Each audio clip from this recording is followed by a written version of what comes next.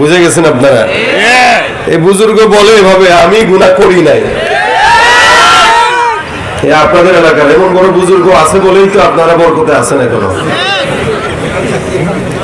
এই লোকটা নাফরমান হওয়ার জন্য এতটুকু মন্তব্য যথেষ্ট, আর বেশি কিছু দরকার নাই। আগের আমল আর এখন আমল পার্থক্য আছে না? আগে যেন তেন নাস্তিক মুরতাদ বাম রাম এরপরে দুর্নীতিবাজ চোর চোরটাদেরকে মাহফিলে জায়গা দিতেন, সভাপতি বানাইতেন। ইনশাআল্লাহ যদি বুঝমান হয়ে থাকেন, যদি দেমাগে কিছু থেকে থাকে, সামনের আগামী বাংলাদেশে কোনো প্রকার দুর্নীতিবাজ চোরদেরকে স্টেজে জায়গা দিবেন না। এটা আল্লাহওয়ালাদের জায়গা, এটা আল্লাহওয়ালাদের মজলিস, আলেমদের মজলিস। আলেমদের স্টেজে কোনো চোরের জায়গা হতে পারে না। আর কেউ যদি কথা বলে যে আমার কোনো গুনাহ নাই, ও তো সবচেয়ে বড় চোর। যেখানে যত বড় বুজুর্গ আমি দিন না থাকুক, যেখানে আমিরুল মুমিনিন হযরত ওমরের মতো লোক বলতেন যে আমার নাম কি মুমিনের খাতায় না মুনাফিকের খাতায়, এটা নিয়ে আমার পেরেশানি। হযরত ওমর এই কথা বলতেন, যার ব্যাপারে নবী করিম সাল্লাল্লাহু আলাইহি ওয়াসাল্লাম হাদিস বর্ণনা করেছেন যে আমার পরে কোন নবী যদি আল্লাহ দুনিয়াতে পাঠাতো, আমার পরের নবী হতো ওমর। সুবহানাল্লাহ। দাম কি বেশি না কম ওমরের? এই ওমর রাদিয়াল্লাহু তাআলা বলতেছেন আমার নাম দেখি মুমিনের খাতায় না মুনাফিকের খাতায়, আমি কি ইমানদারের খাতায় নাকি গুনাহগারের খাতায়? ওমরের মতো। আর কোথাকার কোন নাস্তিক মুরতাদ শয়তান এসে বলতেছে আমার গুনাহ নাই। এই কারণে আমি আমিনও কই না, এই কারণে আমি আল্লাহর কাছে ক্ষমাও চাই না। আরে শয়তানও তো পর্যন্ত এরকম শয়তান হয় নাই। শয়তান এদেরকে দেখলে হাসে আর বলে আমি কি শয়তান, আমার না পাঠায় তারে বানাইলে ভালো ছিল। শয়তান থাকা লাগে আর এগুলো থাকলে কি বলেন? এই দেশে এরকম দু চারটা থাকলে শয়তান লাগে? আমিরুল মুমিনিন পেরেশানিতে আছেন, আমার নামটা কি মুমিনের খাতায় নাকি গুনাহগারের খাতায়? যেখানে আব্দু জাহানের খলিফা, যে খলিফাতুল মুসলিমিন নবী হওয়ার মতো যোগ্যতা রাখে, সেই খলিফা বলতেছে আমার নাম কি মুমিন নাকি বেঈমানের খাতায় আমি নিজেও জানি না। যদি জান্নাতে দেয় তো আমাকেই দিবে, আর যদি জাহান্নামে যাওয়া লাগে তো আমি সবার আগে যাব। ওমরের কথা। রাসূলের একজন সাহাবী ছিলেন, নাম যার হযরত হুযায়ফা ইবনুল ইয়ামান রাদিয়াল্লাহু তাআলা আনহু। হুযায়ফা ইবনুল ইয়ামান রাদিয়াল্লাহু তাআলা আনহু অনেক বড় একজন সাহাবী, যেই সাহাবীটার কাছে পয়গম্বর সাল্লাল্লাহু আলাইহি ওয়াসাল্লাম সুন্দর করে মুনাফিকের লিস্টি দিয়ে দিয়েছিলেন। কথা কি বোঝা যায়? আমিরুল মুমিনিন এটা জানতেন, হুযায়ফার কাছে লিস্টি আছে মুনাফিক কে মুমিন কে। হযরত ওমর একদিন যায় ডাক দিয়া বলেন হুযায়ফা, তোমার কাছে পয়গম্বর লিস্টি দিবেন, মুনাফিকের লিস্টি আর ঈমানদারের লিস্টি আছে। আমি ওমর আমিরুল মুমিনিন বলতেছি দয়া করে তুমি আমাকে আমার লিস্টিটা দেখায় দাও, আমার নামটা কি মুনাফিকের খাতায় আছে নাকি না এটা দেখতে চাই। আমিরুল মুমিনিন হযরত ওমর ডাক দিয়ে বলেন হুযায়ফা, তোমার কাছে আমার নামের লিস্টিটা কোন খাতায় আছে জানি না, তুমি একবারের জন্য দেখায় দাও। হুযায়ফা ডাক দিয়ে বলেন আমিরুল মুমিনিন, আমাকে আল্লাহর রাস্তায় ক্ষমা করবেন, কেন আমি নিজেও জানি বলতে পারবো না, কারণ আমার পয়গম্বর মুহাম্মদুর রাসূলুল্লাহ সাল্লাল্লাহু আলাইহি ওয়াসাল্লামের নিষেধ আছে। রাসূল বলতে নিষেধ করলেন কার নাম কোথায় আছে এটা আমি ছাড়া আল্লাহ ছাড়া আর কেউ জানে না। মদিনার মক্কার ভিতরে কারা কারা মুনাফিক লিস্টের ভিতরে লেখা, আমিরুল মুমিনিনের ঘুম হয় না, টেনশন। আমার নামটা যদি মুনাফিকের খাতায় থাকে তাহলে তো জাহান্নাম ছাড়া কোনো উপায় নাই। وداعيا إلى الله بإذنه وسراجا منيرا. أما بعد فأعوذ بالله من الشيطان الرجيم. بسم الله الرحمن الرحيم.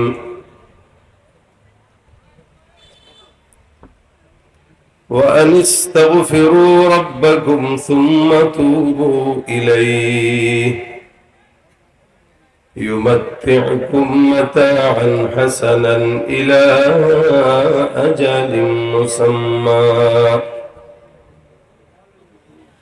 صدق الله مولانا العظيم صدق رسوله النبي الكريم وقال النبي صلى الله عليه وسلم من لزم الاستغفار جعل الله له من كل هم فرجا ومن كل ضيق مخرجا ورزقه من حيث لا يحتسب أو كما قال عليه الصلاة والسلام وقال تعالى إن الله وملائكته يصلون على النبي يا أيها الذين آمنوا صلوا عليه وسلموا تسليما زبان كل شغل درود شريف পড়ি اللهم صل على محمد وعلى آل محمد كما صليت على إبراهيم وعلى آل إبراهيم إنك حميد مجيد اللهم بارك على محمد وعلى آل محمد كما باركت على إبراهيم وعلى آل إبراهيم إنك حميد مجيد الحمد لله চকপাড়া বাইতুল নূর কেন্দ্রীয় জামে মসজিদের উদ্যোগে আজকের পঞ্চম বার্ষিক ইসলামী মহাসম্মেলনের সম্মানিত সভাপতি, উপস্থিত দিনপ্রিয় ইসলামীয় ভাইরা, আল্লাহ পাক রব্বুল আলামিনের দরবারে শুকরিয়া যে রব্বে কারীম এই দিনের বেলার সকল ব্যস্ততাকে দূরে ঠেলে দিয়ে জান্নাতি বাগানে সাময়িক সময়ের জন্য হলেও আমাদেরকে কবুল করে আসার বসার তৌফিক দিয়েছেন। এই জন্য কালিমাতুশ শুকর আদায় করে জবান খুলে সকলে বলি আলহামদুলিল্লাহ। আর একটু জবান খুলে বলেন আলহামদুলিল্লাহ। যতক্ষণ আমি থাকবো ইনশাআল্লাহ মুখতাসার সময় আলোচনা, আমার সাথে আপনাদের কথা বলতে হবে সিংহের মতো, কোনো বিড়ালের আওয়াজ আমি এখানে শুনতে চাই না। পারবেন দিতে? আমাদের শারীরিক অবস্থা খুবই বেগতিক। রাত্রেবেলা 4টা প্রোগ্রাম করলেও কষ্ট হয় না, দিনের বেলা একটা প্রোগ্রামে যে কষ্ট। কারণ গত রাতেও প্রোগ্রাম ছিল, সেই প্রোগ্রাম করে রাত্রে ঘুমও হয় নাই, ফজরের নামাজের পরেই রওনা দিয়ে আপনাদের এখানে আসছি। মূলত আমাদের ঘুম হয় ফজরের পরে। শুধুমাত্র আপনাদের তরফ থেকে জোর তাগাদার কারণেই আজকের এত দূরে আসা। আবার এখান থেকে মাগরিবের পরের বয়ান ধরবো মাদারীপুর, তার মানে আসছি রাজবাড়ি থেকে।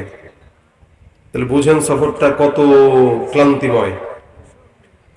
না ঘুমের ঠিক আছে, না শারীরিক অবস্থা ঠিক আছে। এই মুহূর্তে আপনারা যদি আমাদেরকে সহযোগিতা না করেন আমরা কথা বলতে পারবো না। এই জন্য আমি যতক্ষণ আছি ইনশাল্লাহ আমার সাথে থাকবেন তো কথা বলে।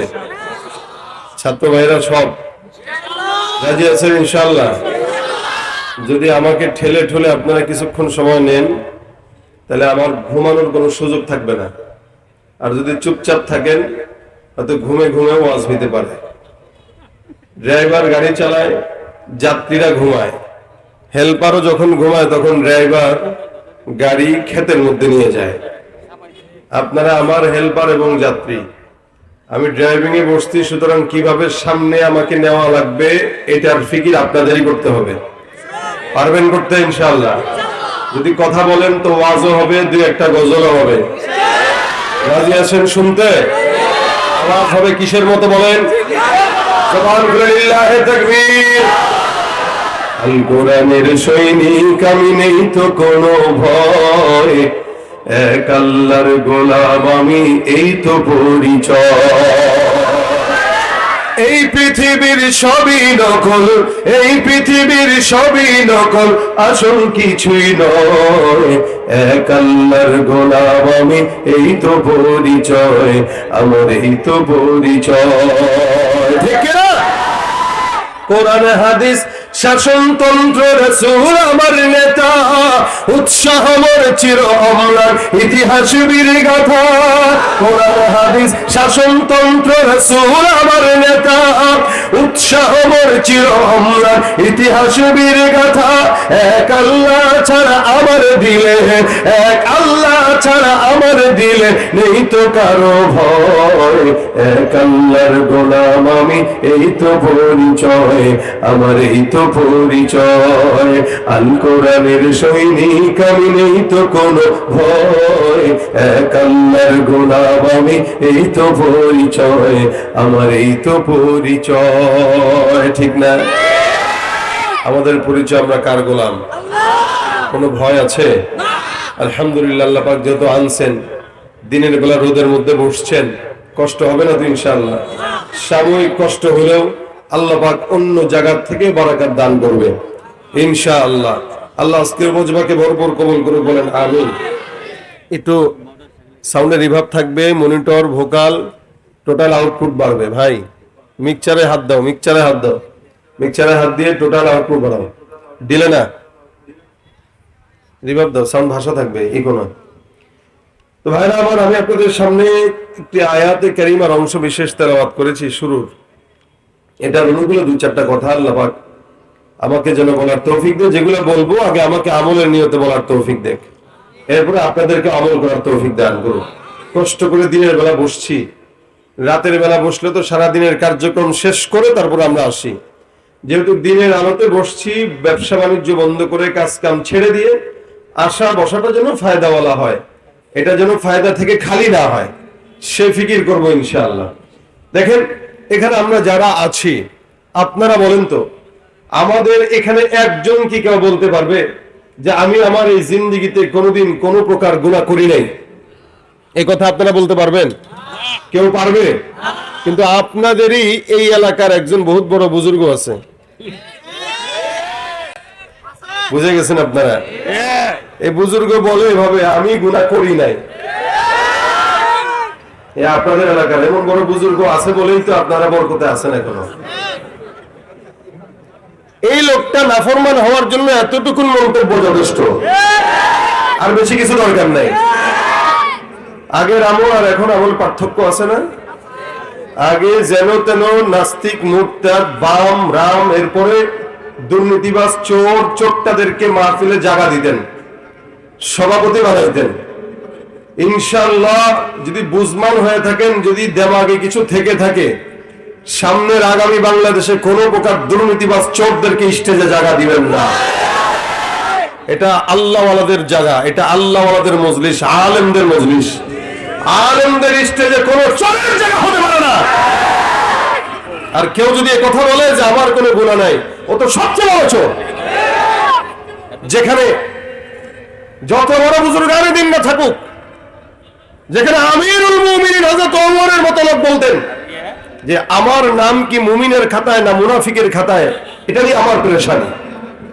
হযরত ওমর এই কথা বলতেন, যার ব্যাপারে নবী করিম সাল্লাল্লাহু আলাইহি ওয়াসাল্লাম হাদিস বর্ণনা করেছেন যে আমার পরে কোন নবী যদি আল্লাহ দুনিয়াতে পাঠাতো, আমার পরের নবী হতো ওমর। সুবহানাল্লাহ। দাম কি বেশি না কম ওমরের?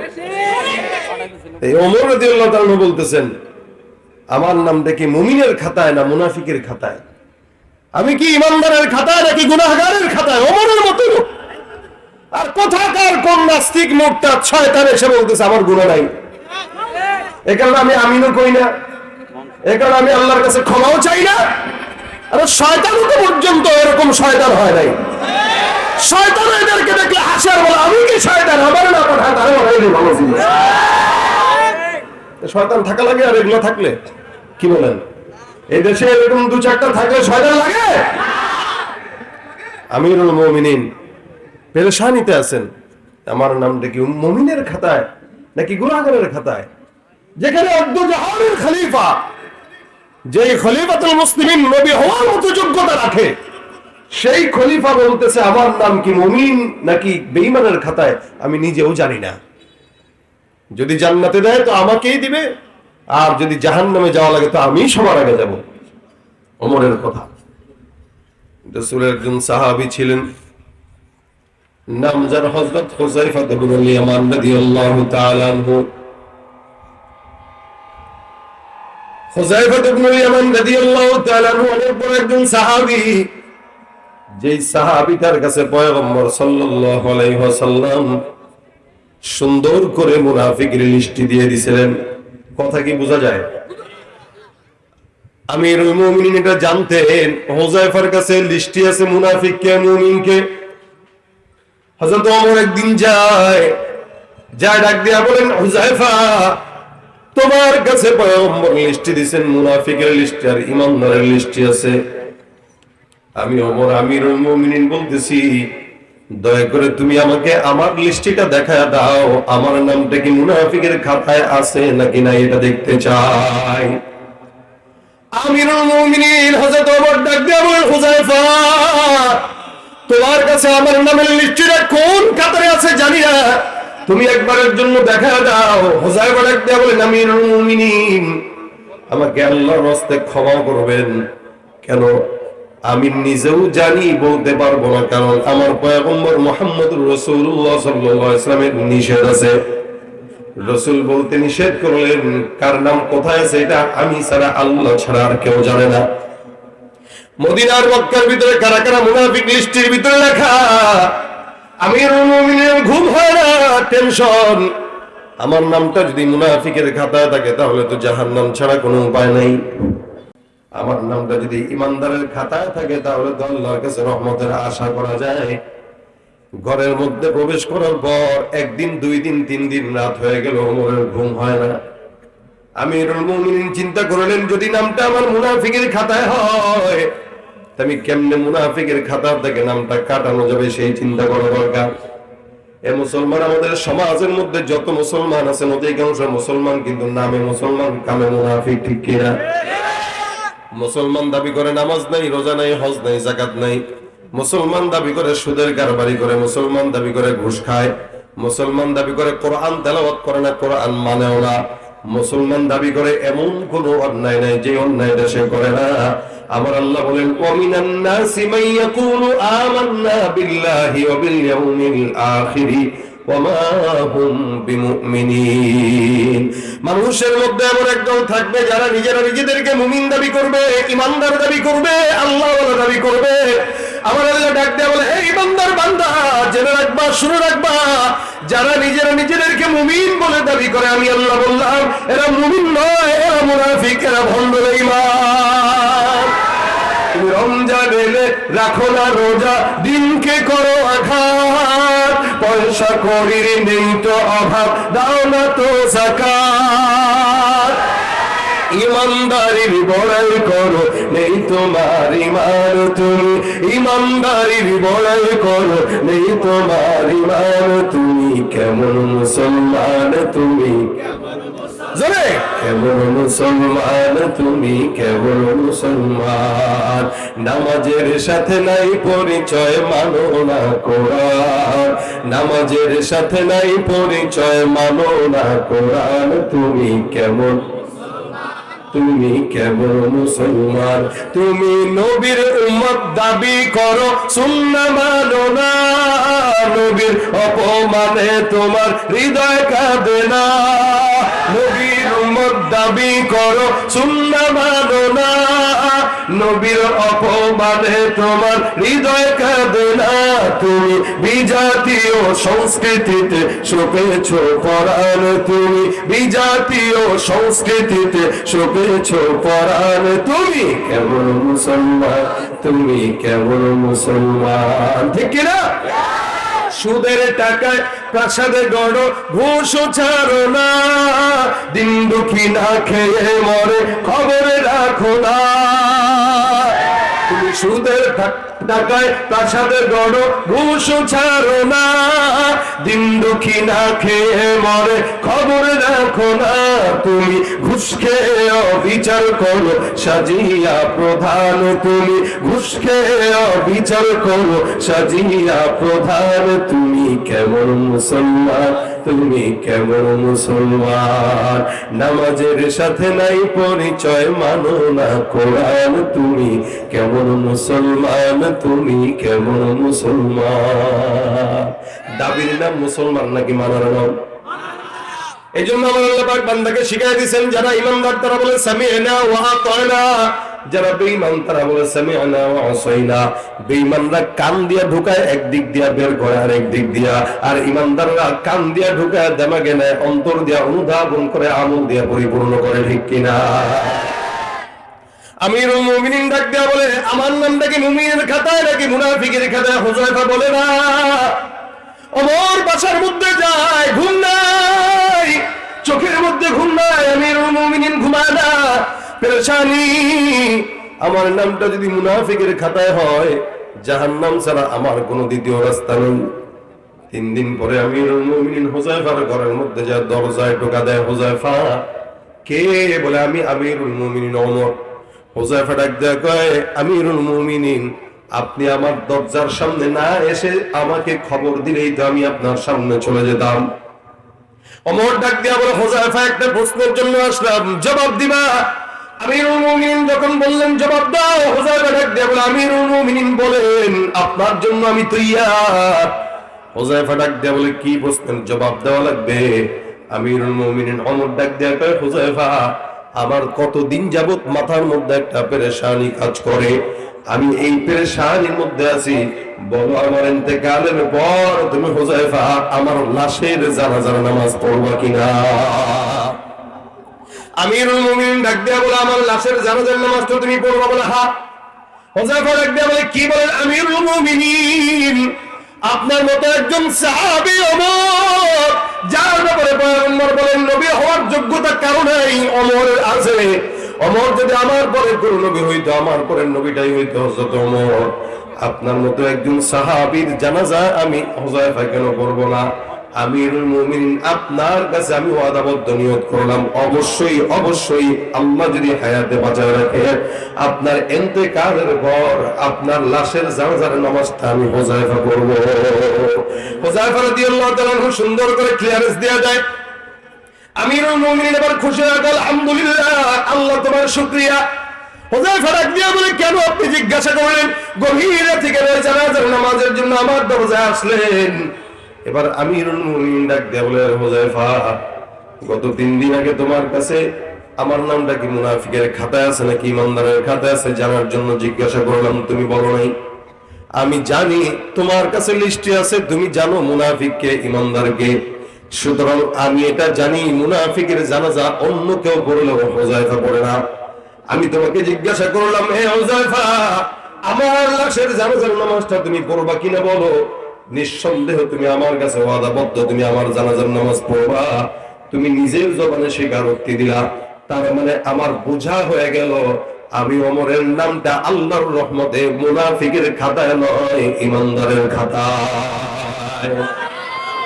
আমিরুল মুমিনিন সুন্দর করে কথাও বের করে নিলেন, প্রশ্নের মাধ্যমে নিজের ইচ্ছাও জেনে নিলেন, মুনাফিক নাকি ইমানদার এটাও বুঝে নিলেন। এ মুসলমান, যেখানে আমিরুল মুমিনিন ওমরের মতো একজন লোক পেরেশানিতে আছে, সেখানে আমাদের দেশে ঘুষখোর, সুদখোর, নাস্তিক, মুরতাদরা যদি করে আমার কোনো গুনাহ নাই, বুঝতে হবে গুনাহগার হওয়ার জন্য, নাস্তিক বেঈমান হওয়ার জন্য এতটুকুন কথার বাইরে কোনো কথা দরকার নাই। আমার আল্লাহ পাক প্রত্যেকটা নবীদেরকে নিষ্পাপ বানাইছেন, কোনো সন্দেহ আছে? নবীরা মাসুম, সাহাবীরা আল্লাহ পাকের রহমতে মাসুম। আমার আল্লাহ পাক রব্বুল আলামিন বলেন, রাদিয়াল্লাহু আনহুম ওয়া রাদু আন, আল্লাহ তাআলার উপর সন্তুষ্ট, তারাও আল্লাহ পাকের উপর সন্তুষ্ট। এরপরে তাবেঈদের জামানা, আমার নবী বলেন, কোন ইমানদার বান্দা যারা আমাকে দেখেছে অথবা আমাকে দেখেছে তাদেরকে দেখেছে, আল্লাহর নবী বলেন ওই তাবেঈদেরকেও আমার আল্লাহ পাক রব্বুল আলামিন নিজের দয়ায় maaf করে দিবেন। সুবহানাল্লাহ। নবীরাও নিষ্পাপ, সাহাবীরাও maaf পেয়ে গেছেন, তাবেঈদেরকেও maaf করে দেওয়া হবে। এরপরের যুগ থেকে আজ পর্যন্ত যত বান্দা জমিনের মধ্যে আছে প্রত্যেকটা বান্দার গুনাহ আছে না নাই? যত বড় পীর তত বড় গুনাহ, যত বড় বুজুর্গ তত বেশি শয়তান ধরে। মনে রাখবেন, ঘরের মধ্যে আপনার সম্পদ আছে, টাকা আছে, আপনার ঘরে টাকা যখন থাকবে, চোর যখন জানবে তখন সেই ঘরের মধ্যেই ঢুকবে, ঠিক কিনা? এই জন্য ইমানদারকে শয়তান বেশি ওয়াসওয়াসা দেয়, ইমানদারের পিছনে শয়তান বেশি ছোটে। কেন জানেন? বলে ইমানদারের দেহের মধ্যে ইমানের সম্পদ থাকার কারণে শয়তান চুরি করার জন্য তার আশেপাশে ঘুরঘুর করে। আর যার বডিতে ইমানও নাই, নামাজ নাই, রোজা নাই, শয়তান ওর কাছে যায় লাভ কি? ও আমার ওস্তাদ। এজন্য দেখবেন মাদ্রাসার ছেলেরা একটু দুষ্ট হয়, প্রত্যেক নিয়ত তারা কোরআনের সঙ্গে সম্পর্ক থাকে, তো শয়তান চেষ্টা করে কোনো না কোনো ভাবে এটা ধোঁকা দেওয়া যায়। কিন্তু আল্লাহর রহমতে ইল্লা ইবাদাকা মিনহুমুল মুখলাসিন, আল্লাহর মুখলিস বান্দাদেরকে শয়তান ধোঁকা দেওয়ার চেষ্টা করে, লেকিন সফল হয় না, কিন্তু চেষ্টা করে। এ ভাইরা আমার, নবীদের জামানা, সাহাবীদের জামানা, তাবিঈদের জামানা পর্যন্ত ঠিক আছে, এরপরের জামানাগুলো সব ফিতনার জামানা। জামানা যত সামনের দিকে আগাবে ফিতনা তত বাড়বে। বলেন তো, আজকের সময়টা 20 বছরের আগের সময়টা এক? আজকের সময় 2024 সালের ফিতনা 2000 সালের ফিতনা এক নাকি? বলে না? অবশ্যই অবশ্যই 2024 সালের ফিতনা অনেক অনেক বেশি। আজ থেকে যারা অতীতে জন্মগ্রহণ করেছে, আমার আল্লাহ বলেন, আমাদের দেশে অনেক ভাইরা আছে যারা আমাদের আকাবির বুজুর্গানে দিনদেরকে গালি দেয়, সাহাবীদেরকেও গালি দেয়, আল্লাহওয়ালাদেরকেও গালি দেয়। এরা কয় এই আকাবিররা, আল্লাহওয়ালারা ইসলাম নাকি বুঝে নাই। মনে রাখবেন, তারা ইসলাম কম বুঝলেও তারা মানুষ ছিল, জান্নাত বুঝছে। আর বর্তমান সময়ে শিক্ষা যত বাড়তেছে, মানুষ তত জানোয়ারের পরিণত হয়ে যাচ্ছে, অমানুষ হচ্ছে দিন দিন। এই জন্য আমার আল্লাহ ডাক দেয়া বলেন, ওয়াস-সাবিকুন আস-সাবিকুন উলাইকাল মুকাররাবুন ফি জান্নাতিন নাঈম সুল্লাতুন মিনাল আউয়ালিন ওয়া কলিলুম মিনাল আখিরিন। আমার পয়গম্বর আল্লাহ পাক রব্বুল আলামিন ডাকেন, আমার পয়গম্বর বলেন, খায়রু উম্মতি করনি সুম্মাল্লাযীনা ইয়ালুনাহুম সুম্মাল্লাযীনা ইয়ালুনাহুম। খুব বুঝবেন, আমার আল্লাহ পাক ডাক দিয়া কয়, বান্দা যারা সাবিকিন হয়ে গেছে, এই সমস্ত ইমানদারকে আমি আল্লাহ পাক দামি বানাইলাম, যে যত বেশি অতীতে সে তত আল্লাহর জান্নাতের নিকটে, যেই জামানার যত বেশি রাসূলের থেকে নিকটে। বুঝবেন, নবী করিম সাল্লাল্লাহু আলাইহি ওয়াসাল্লাম বিদায় হয়েছেন 1450 বছর, 1446 হিজরি চলে, 1500 বছর হয়ে গেল আল্লাহর পয়গম্বর বিদায় হয়ে গেছে। আজ থেকে 30 বছর আগে যে সন্তানটা জন্মগ্রহণ করেছে, আমার চাইতে 30 বছর আগের সন্তানটা আল্লাহর নিকটবর্তী, জান্নাতের নিকটবর্তী, রাসূলের নিকটবর্তী। কারণ সে 30 বছর আগে হলো পয়গম্বরের নিকটে।